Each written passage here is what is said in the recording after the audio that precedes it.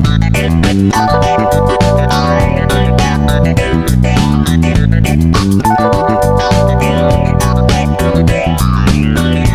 mapagpalang araw mga kababayan sa anumang sulok ng mundo, naway pagpalain at manatili tayong ligtas sa bawat araw na haharapin at ating pagdadaanan.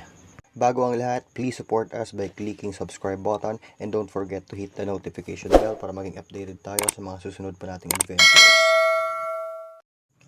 Hey guys, for today's video ay pupuntahan natin ang isang napakagandang lugar na kung tawagin ay Palali Falls. Dito lang yan sa Diaro, Malinaw, Albay.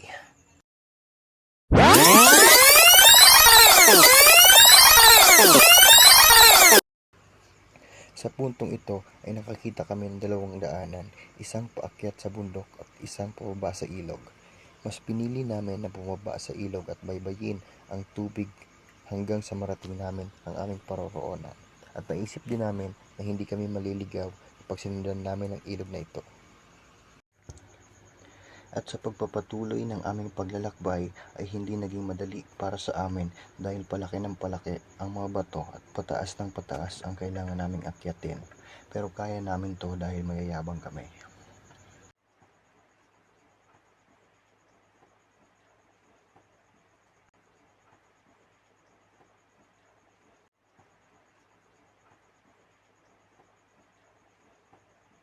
Kinailangan din naming sumuot sa ilalim ng kakahuyan para sa aming kagustuhan na marating ang gusto naming puntahan.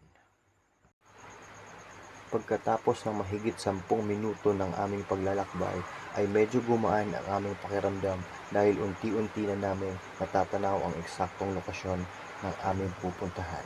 Kaya napawi ang lahat ng pagod na aming nararamdaman.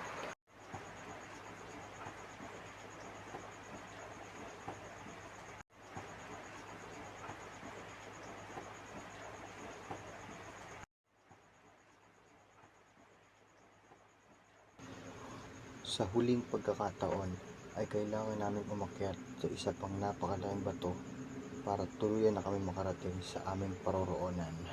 And right after we arrived at our destination, we found a water refilling station and drink some water to avoid dehydration. Para na din maibsan ang aming uhaw sa kabila. Ito ang tunay na dahilan kung bakit labis ang aming kagustuhan na ang lugar na ito ay mapuntahan. Oops, hanggang dyan muna sa ngayon.